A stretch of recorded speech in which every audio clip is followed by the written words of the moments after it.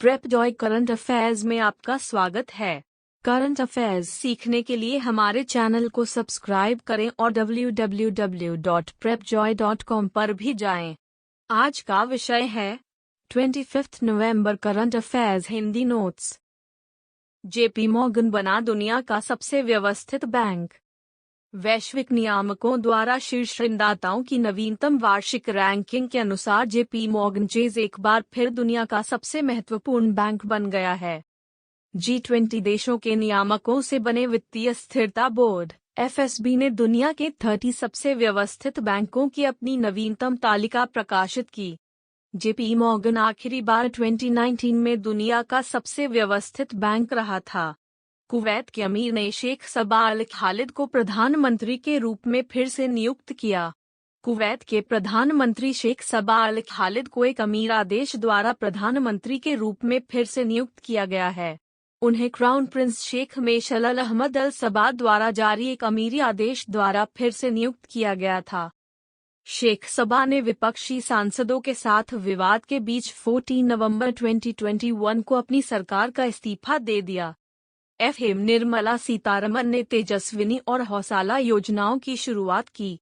वित्त मंत्री निर्मला सीतारमण ने 23 नवंबर 2021 को जम्मू कश्मीर बैंक की तेजस्विनी और हौसला योजनाओं का शुभारंभ किया। तेजस्विनी योजना रुपये की वित्तीय सहायता प्रदान करने पर केंद्रित है। 18 to 35 वर्ष के बीच की लड़कियों को अपना व्यवसाय शुरू करने के लिए 5 लाख। उन्होंने पंजाब नेशनल बैंक PNB और सिडबी क्लस्टर डेवलपमेंट फंड की शिखर और शिकारा योजनाओं को भी लॉन्च किया। 200 करोड़। 2030 तक दिल्ली का IGI एयरपोर्ट बन जाएगा net zero carbon emission airport. राष्ट्रीय राजधानी का इंदिरा गांधी अंतर्राष्ट्रीय हवाई अड्डा IGIA 2030 तक शुद्ध शून्य कार्बन उत्सर्जन हवाई अड्डा बनने के लिए तैयार है।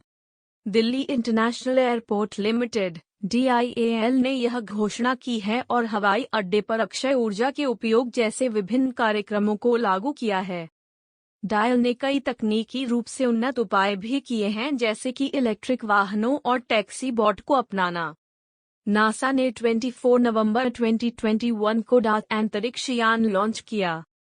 दुनिया की पहली ग्रह रक्षा प्रणाली, जिसे डाक अंतरिक्ष यान कहा जाता है, को नासा द्वारा 24 नवंबर 2021 को सफलतापूर्वक लॉन्च किया गया था। डाट डबल क्षुद्रग्रह पुनर्निर्देशन परीक्षण कैलिफोर्निया के वैंडेनबर्ग स्पेस फोर्स बेस से स्पेसएक्स रॉकेट पर सवार होकर प्रक्षेपित हुआ। अंतरिक्षयान का लक्ष्य डिमोर्फोस नामक एक छोटा चांदनी है जो लगभग 160 मीटर व्यास का है। टाटा स्टील ने 37वें निवेश अंतर्राष्ट्रीय वर्चुअल सम्मेलन में 5 पुरस्कार जीते। Indian value engineering society invest ने टाटा स्टील को इंजीनियरिंग और परियोजनाओं में वैल्यू इंजीनियरिंग के व्यवस्थित अनुप्रयोग में उत्कृष्टता के लिए प्रतिष्ठित हांडा गोल्डन की अवार्ड से सम्मानित किया है। कंपनी को भारत में सर्वश्रेष्ठ वैल्यू इंजीनियरिंग के स्टडी के लिए मोहता अवार्ड से भी सम्मानित किया गया है। बाकी में 2 प्रशस्ति पुरस्कार और निवेश की एक फेलोशिप वित्तीय निवेश शामिल हैं। प्रहलाद जोशी ने एक मान्यता योजना के पोर्टल का उद्घाटन किया। कोयला और खान मंत्री प्रहलाद जोशी ने 23 नवंबर 2021 को खनिज अन्वेषण के लिए एक मान्यता योजना के पोर्टल का उद्घाटन किया। यह नई दिल्ली में खान और खनिजों पर 5वें राष्ट्रीय सम्मेलन में किया गया था। उन्होंने 2 पूर्वोत्तर राज्यों सहित 15 राज्यों को 52 खदान ब्लॉक सौंपे। इन ब्लॉकों को खनिज खनन के लिए भारतीय भूवैज्ञानिक सर्वेक्षण द्वारा अनुमोदित किया गया है। रक्षा मंत्रालय ने याप के लिए गस्ट 7C उपग्रह के प्रस्ताव को मंजूरी दी।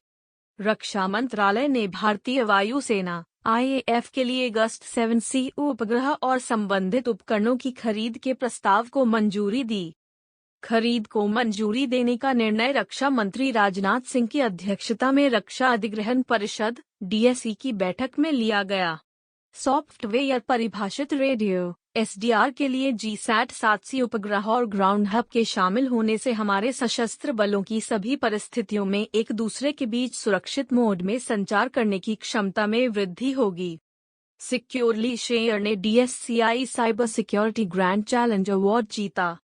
Securely Share software private limited ने साइबर सुरक्षा ग्रैंड चैलेंज अवार्ड में पहला पुरस्कार जीता है। यह भारतीय डेटा सुरक्षा परिषद (DSCI) के सहयोग से इलेक्ट्रॉनिक्स और सूचना प्रौद्योगिकी मंत्रालय द्वारा आयोजित किया गया था। DSCI साइबर सुरक्षा ग्रैंड चैलेंज साइबर सुरक्षा नवाचार और उद्यमिता को बढ़ावा देने के लिए एक पहल है जिसे कई चरणों में आयोजित किया गया था। IT मंत्री अश्विनी वैष्णव ने आधार 2.0 कार्यशाला का उद्घाटन किया। केंद्रीय इलेक्ट्रॉनिक्स और सूचना प्रौद्योगिकी मंत्री अश्विनी वैष्णव ने आधार 2.0 डिजिटल पहचान और स्मार्ट शासन के अगले युग की शुरुआत शीर्षक से एक 3 दिवसीय कार्यशाला का उद्घाटन किया। यह 23 नवंबर 2021 को नई दिल्ली में शुरू हुआ। डिजिटल अर्थव्यवस्था को बढ़ावा देने के लिए आधार के उपयोग का विस्तार करने सहित विभिन्न विषयों पर विचार विमर्श के लिए कार्यशाला को 8 सत्रों में विभाजित किया गया है।